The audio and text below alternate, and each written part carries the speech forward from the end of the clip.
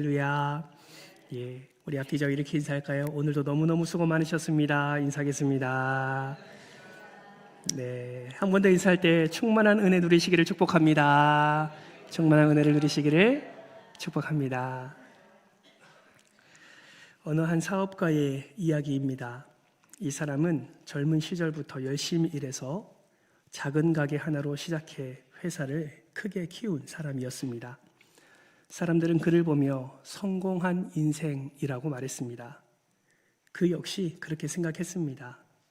내가 노력해서 여기까지 왔다라고 그는 믿었습니다.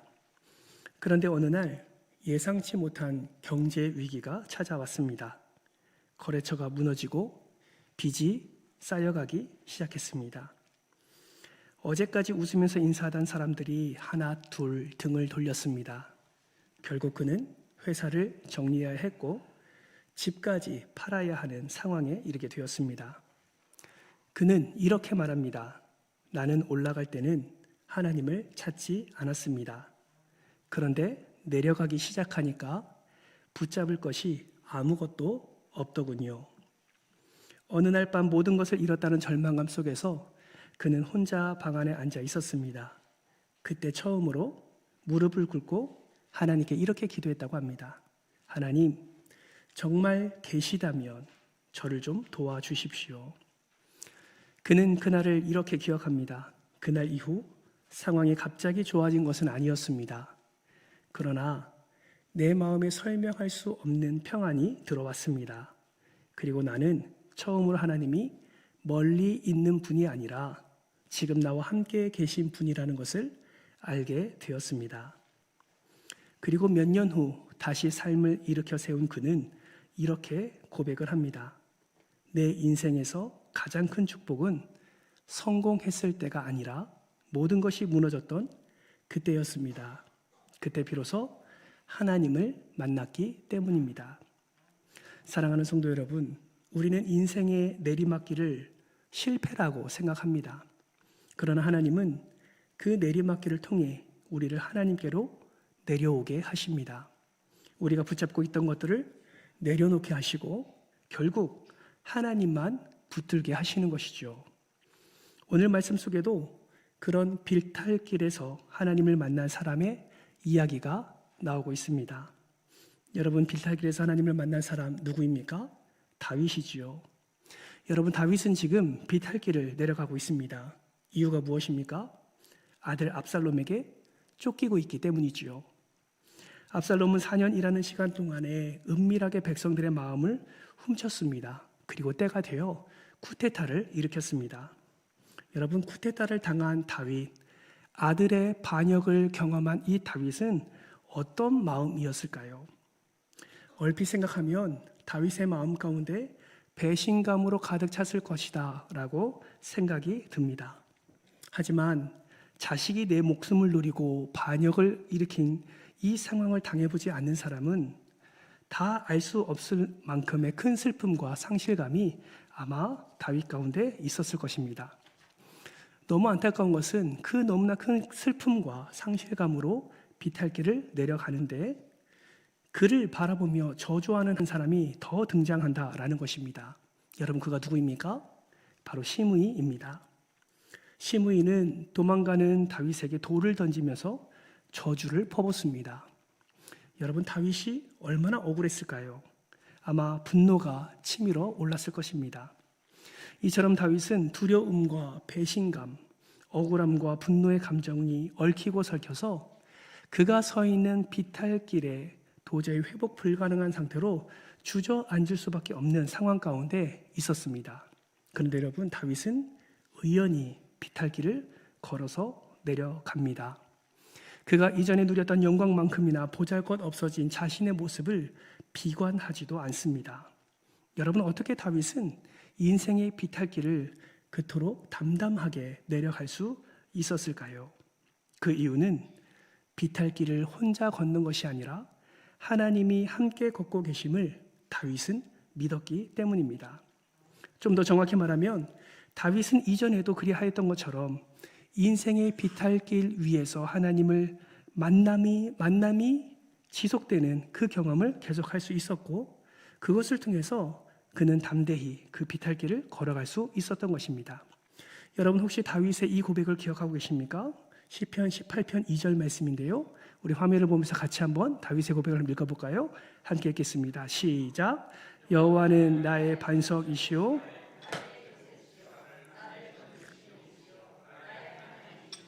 내가 그 안에 피할 나의 바위시오 나의 방패시오 나의 구원의 뿌리시오 나의 산성이시로다. 아멘. 여러분 다윗이 어떻게 이러한 고백을 할 수 있었을까요? 하나님과의 지속적인 만남을 그는 경험하고 있었기 때문입니다. 그 하나님과의 만남, 지속적인 만남이 있었기 때문에 그가 어떤 상황을 만나든지 하나님은 나의 반석이십니다. 하나님은 나의 요새이십니다. 하나님은 나를 건지시는 이십니다. 그렇게 하나님을 높이며 그는 하나님을 찬송할 수 있었던 것이지요. 사랑하는 성도 여러분, 오늘 이 다윗의 고백이 저와 여러분의 고백이 되기를 주님의 이름으로 축복합니다.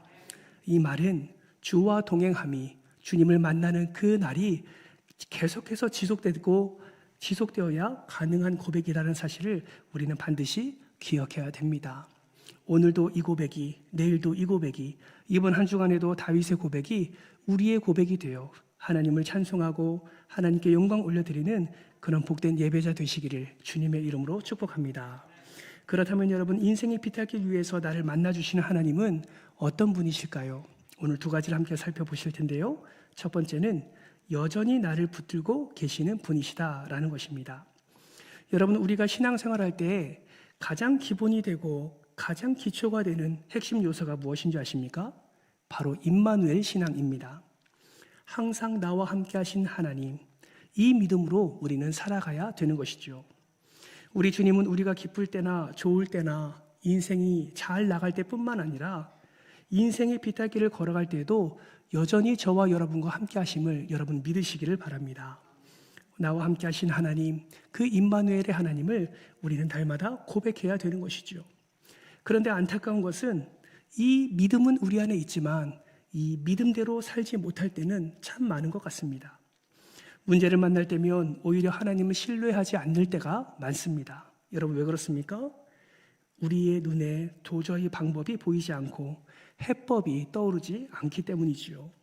실제로 하나님이 내 곁에 계시지 않는 것 같은 확신이 너무나 강하게 들기 때문에 우리는 임마누엘을 우리의 입술로 고백하면서도 우리의 삶 속에 주님이 나를 붙들고 계심을 잊어버린 채 살 때가 너무나 많다라는 것입니다. 사랑하는 성도 여러분, 혹시 외로움과 상실감을 느끼고 계십니까? 최근에 어떤 문제로 어려움을 겪으신 적은 없으십니까?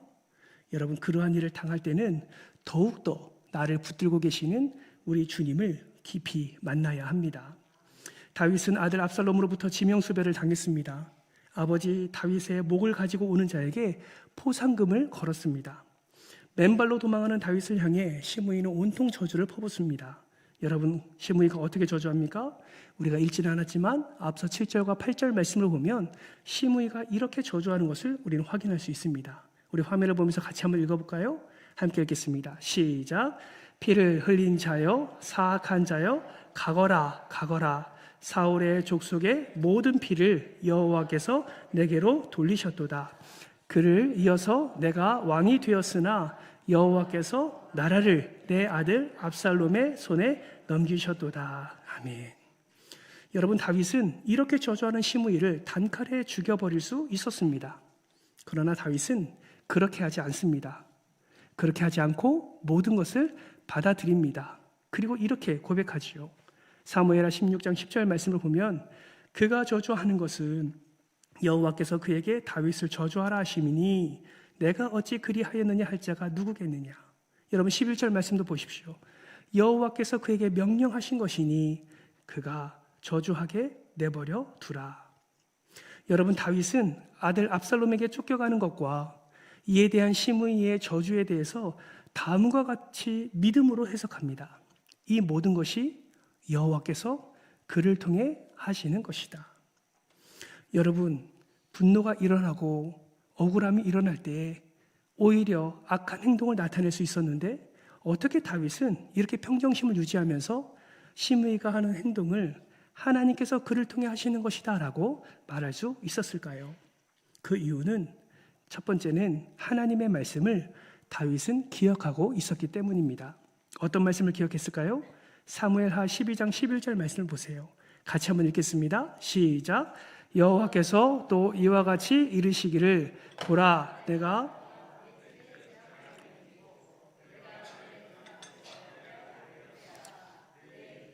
주니니 그 사람이 내 아내들과 더불어 백주에 동침하리라. 아멘. 여러분 이 말씀 언제 나왔는지 기억하시죠? 다윗이 어떤 짓을 행했을 때 이 말씀을 주셨습니까? 밧세바를 범했을 때죠. 그것을 감추기 위해서 남편인 우리아를 죽였을 때입니다. 하나님께서 선지자를 보내서 다윗에게 책망하시면서 하신 말씀이지요. 다윗은 선지자로부터 들은 이 말씀, 이 하나님의 말씀을 기억했을 겁니다. 언제 기억했을까요? 아들 압살롬으로 인해서 도망갈 때 궁을 다 빼앗기고 거기 남겨진 후궁들을 압살롬이 범할 때에 아마 다윗은 자기에게 말씀한 하나님의 말씀을 떠올렸을 겁니다. 뿐만 아니라 비탈길로 내려가는 가운데 시므이가 돌을 던지며 저주했을 때 다윗은 이 말씀을 기억하지 않았을까요? 그렇기 때문에 이 모든 일이 하나님의 일하심을 다윗은 인정할 수밖에 없었습니다. 모든 것이 자신의 허물의 대가로 받아들이며 비탈길을 겸손히 내려갈 수 있었던 것입니다. 두 번째는 평정심을 가지고 내려갈 수 있는 이유는 하나님과의 언약을 다윗은 기억하고 있었기 때문입니다. 여러분 사무엘하 7장 9절 말씀을 한번 보실까요? 이렇게 말씀합니다. 내가 가는 모든 곳에서 내가 너와 함께 있어 내 모든 원수를 내 앞에서 멸하였은즉 땅에서 위대한 자들의 이름같이 내 이름을 위대하게 만들어 주리라. 16절 말씀을 같이 한번 읽어볼까요? 함께 읽겠습니다. 시작. 내 집과 내 나라가 내 앞에서 영원히 보존되고 내 왕위가 영원히 견고하리라 하셨다 하라. 아멘. 여러분 이 말씀은 언제 주신 하나님의 언약의 말씀입니까? 다윗이 성전을 지으려 할 때 하나님께서 다윗에게 나타나셔서 이 언약을 맺었던 말씀입니다. 다윗은 이 언약의 말씀 또한 기억하고 있었습니다. 비록 지금은 비탈길을 내려가고 있지만 비록 내려가는 길에 많은 사람들이 수군거리고 비록 자신을 향해서 돌을 던지며 저주하고 있지만 여전히 자신을 붙들고 계시는 하나님을 다윗은 의지했던 것입니다. 그래서 다윗은 내려가는 길에 저주를 당하는 길에 그 쫓겨가는 그 길에서 무엇을 고백할 수 있었습니까? 사무엘하 16장 12절 말씀을 보시면 이렇게 고백합니다. 혹시 여호와께서 나의 원통함을 감찰하시리니 오늘 그 저주 때문에 여호와께서 선으로 내게 갚아 주시리라 하고, 다윗은 자신이 도망자의 신세로 인생을 마감하는 것이 아니라 언약의 하나님께서 선으로 갚아주실 것을 믿음으로 지금 고백하고 있는 것입니다. 사랑하는 성도 여러분, 우리도 마찬가지지요. 우리의 삶은 항상 상승곡선을 그리지 않습니다. 마치 산을 오르면 다시 내려와야 되는 것처럼 우리의 인생은 오르락 내리락 하는 굴곡이 있기 마련입니다. 여러분, 이럴 때 우리는 무엇을 기억해야 됩니까? 우리 주님께서 나와 함께 하신다는 이 약속의 말씀을 기억해야 되고, 또 우리를 통해서 하나님의 나라를 견고하게 세워가시는 이 언약의 말씀을 우리는 붙들어야 하는 것입니다. 이 믿음으로 은혜를 사모하며 감찰하시는 하나님, 나에게 선을 베푸시는 하나님을 우리가 의지할 때 하나님께서 우리를 절대로 놓지 않으시고 포기하지 않으시며 우리를 가장 선한 방법으로 은혜를 베풀어 주시는 그 은혜를 우리는 삶 속에서 누리게 되는 것입니다. 그러므로 여러분에게 간곡히 부탁합니다. 어떠한 상황이든지 주님을 절대로 놓치지 마시기를 바랍니다. 주님을 놓치는 순간, 주님을 잊어버리는 순간, 주님과의 만남이 단절되는 순간 우리는 불안을 느끼고 두려움을 느낄 수밖에 없습니다. 이러한 마음이 쌓이면 우리는 더 이상 우리의 삶 속에서 소망을 찾을 수가 없게 되는 것입니다. 악한 사탄은 이것을 너무나 잘 이용합니다. 하나님과의 그 단절을 통해서 우리에게 불안과 염려와 걱정과 두려움을 주입시키고 우리 안에 부정으로 가득 채웁니다. 사랑하는 성도 여러분, 이런 악한 마귀의 이 관계를 어떻게 물리칠 수 있을까요? 바로 말씀입니다. 모세가 여호수아와 광야에서 끝까지 은혜를 누릴 수 있었던 것은 하나님의 말씀이 그들 안에 있었기 때문입니다. 예수님도 광야에서 마귀의 시험을 받을 때 승리할 수 있었던 것은 예수 안에 말씀으로 충만했기 때문입니다. 여러분 기억하십시오. 믿음의 차이는 결국 말씀의 차이입니다. 그러므로 우리는 오늘 내게 주시는 말씀을 죽기 살기로 내 안에, 내 삶에 작동시켜야 합니다. 결국 하나님을 붙드느냐 마느냐의 싸움은 내게 주신 말씀을 붙드냐 붙들지 않느냐의 싸움과 마찬가지입니다. 사랑하는 성도 여러분, 지금 인생의 비탈길에 서 계십니까? 하나님이 여전히 여러분을 붙들고 계심을 여러분 믿으시기를 주님의 이름으로 축복합니다. 내 안에 살아 움직이고 나를 보호하며 나를 이끌어가는 이 하나님의 말씀을 죽기 살기로 붙드시기를 주님의 이름으로 축복합니다. 그럴 때 우리는 은혜를 누리게 되는 것입니다. 인생의 비탈길 위해서 나를 만나주시는 하나님, 어떠한 하나님이실까요? 둘째는 나의 의로움이 되시는 분이십니다. 여러분 인생을 살아가다 보면 칭찬과 격려보다 더 많이 받는 것이 바로 오해가 아닌가 생각합니다. 그 일이 치명적이면 치명적일수록 오해받는 시간이 길면 길수록 마음이 정말 힘들어지지요.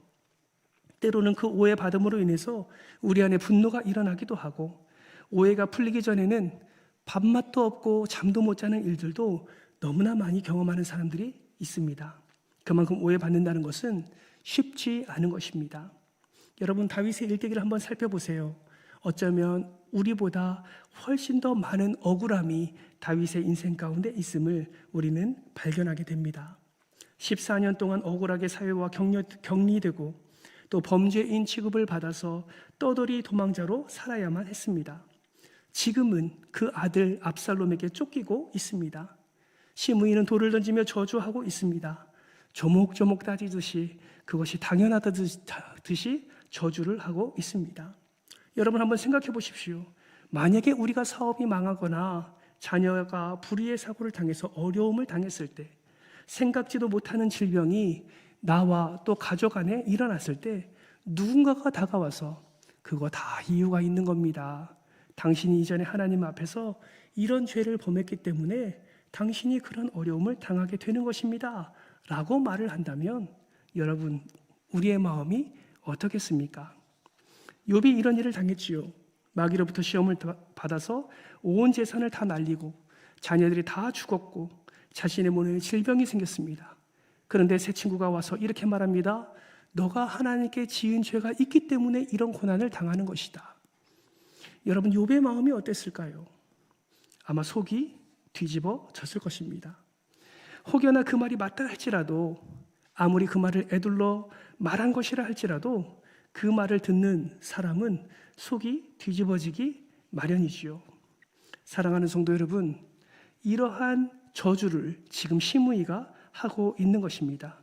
네가 오늘 아들에게 배신당해서 왕이고 뭐고 다 팽개치고 맨발로 도망하는 이 꼬라지, 이 모습은 네가 사울 왕과 그 집안을 홀대했기 때문이야 라고 지금 시므이가 저주하고 있는 것입니다. 그런데 여러분 가만히 생각해 보면 이 시므이의 말이 맞습니까? 성경의 근거를 찾아보면 이 시므이의 말은 전혀 사실이 아님을 우리는 확인할 수 있습니다. 다른 사람은 몰라도 시므이의 저주만큼은 다윗은 당당할 수 있었습니다. 왜 그렇습니까? 얼마나 다윗이 사울 왕과 그의 집안을 높여주었습니까? 여러분 사울 왕이 다윗을 죽이려고 할 때 다윗 또한 사울을 죽일 수 있는 기회가 2번이나 있었습니다. 그러나 다윗은 사울을 살려주었지요. 사울과 그의 아들들이 블레셋과의 전쟁에서 죽었을 때에 알토니가 빠진 것처럼 시원해하는 것이 아니라 오히려 진심을 다해서 애도하고 애가를 지어 온 이스라엘에게 부르게 했습니다. 심지어 다윗이 좋아할 줄 알고 내가 사울을 죽였다라고 말하는 그 아말렉 사람을 처형하고 사울을 장사 지내준 길앗 야베스 사람들을 선대했던 이가 바로 다윗입니다. 이뿐만 아니죠. 사울의 군대 장관 아브넬과 관련해서 그가 모든 힘을 잃었을 때 그를 선대하였고, 그가 죽었을 때 다윗은 장례까지 치러주었습니다. 끈떨어진 연과 다름없는 사울의 아들 이스보셋과 요나단의 아들 무비보셋을 끝까지 왕족으로 예후해 주었습니다. 무슨 말입니까? 다윗은 자신을 괴롭혔던 그 사울왕 그리고 그 집안을 어떠한 인간적인 감정으로 대한 것이 아니라 오히려 그들을 선대함으로 하나님께서 허락해 주신 은혜를 그들에게 흘려 보내주었다라는 것이죠.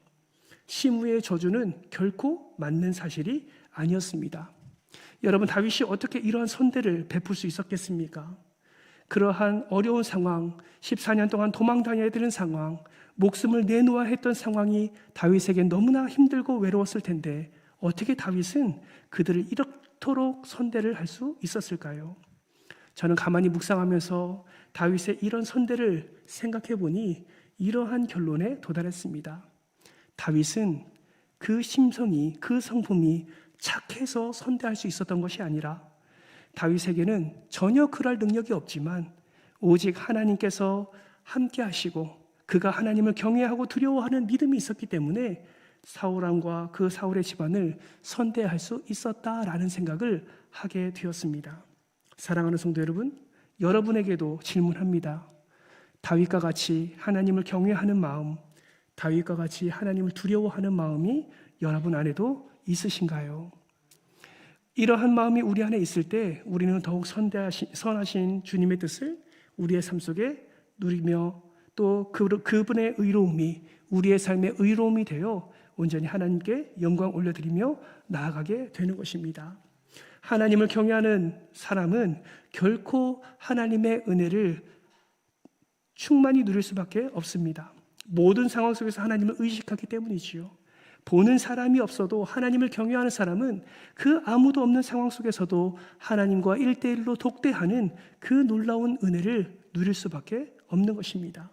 하나님을 두려워하는 자는 돈과 권력과 세상을 무서워하지 않고 오직 하나님을 두려워하기에 하나님은 그를 높이고 그 높임을 통해서 우리 또한 하나님이 허락해 주시는 영광을 맛보게 되는 것입니다. 사랑하는 성도 여러분, 우리의 의로움은 무엇입니까? 우리의 양심이 아닙니다. 나의 인격이 아닙니다. 나의 성공이 아니라 나의 지위가 아니라 우리의 의로움은 오직 여호와 하나님이심을 여러분 기억하시기를 주님의 이름으로 축복합니다.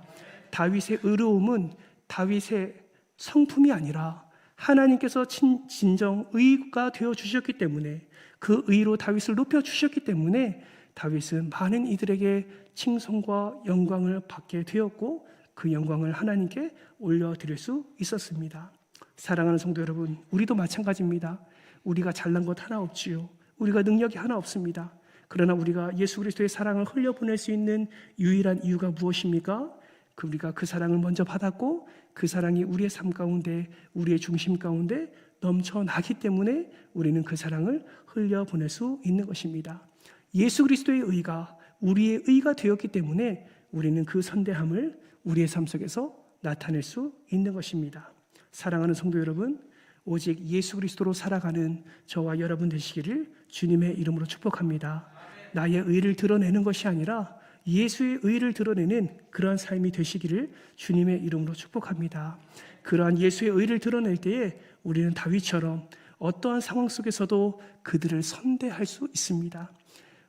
예수님의 의가 나의 의임을 확신하는 순간 우리는 어떤 아픔 가운데서도 예수 그리스도의 온전한 의를 드러낼 수 있는 것입니다. 말씀을 맺겠습니다. 사랑하는 성도 여러분, 오늘 우리는 인생의 비탈길에서 만난 하나님이 어떠한 분이신지를 우리는 분명히 살펴보았습니다. 하나님은 우리를 여전히 붙들고 계시는 분이십니다. 우리가 미끄러지는 것 같고 넘어지는 것 같고 모든 것이 끝나는 것처럼 보일지라도 우리 하나님은 우리를 지금도 붙들고 계십니다. 그러므로 여러분, 인생의 내리막길을 내려가는 순간에도 붙들려 있음을 기억하시고 나는 끝났다라고 말하지 마시고 이렇게 고백하는 건 어떠실까요? 하나님이 지금도 나를 붙들고 계신다. 이 믿음의 고백을 우리가 고백하는 순간 하나님께서 더 우리를 강하게 붙잡으시고 우리를 선대하시고 우리에게 은혜 위에 은혜를 부어주실 줄 믿습니다. 뿐만 아니라 우리의 의를 내려놓고 하나님의 의를 붙드시기를 바랍니다. 인생의 내리막길을 걸어가다 보면 나의 연약함과 부족함이 보이게 됩니다. 그럴 때마다 이런 생각이 들지요. 나는 안 되는 사람이구나. 나는 실패한 인생이구나. 그러나 하나님은 우리에게 이렇게 말씀하십니다. 아니야, 너의 의가 아니라 너의 의는 곧 나다라고 말씀을 하고 계십니다. 여러분, 하나님께서 나의 의가 되심을 꼭 믿고 다시 일어나시기를 주님의 이름으로 부탁을 드립니다. 우리의 일어섬은 좋은 환경, 좋은 상황, 좋은 조건이 있어야만 일어나는 것이 아닙니다. 하나님께서 나를 붙드시고 하나님이 나의 의가 되실 때에 우리는 지금도 인생의 내리막길에서 다시 하나님의 은혜를 누릴 수 있게 되는 것입니다. 여러분, 오늘 이 시간부터 더욱더 하나님을 깊이 만나기를 힘쓰시고 더욱더 하나님 안에서 다시 일어나는 놀라운 은혜를 충만히 누리시기를 주님의 이름으로 축복합니다. 이 믿음을 붙들고 비탈길에서도 하나님을 경험하며 다시 일어나게 될 때에 하나님의 놀라운 은혜가 여러분의 삶 가운데 충만하게 임하게 될 줄 믿습니다. 남은 한 주간 하나님의 놀라운 은혜를 더욱 충만히 누리시는 저와 여러분 되시기를 주님의 이름으로 축원합니다.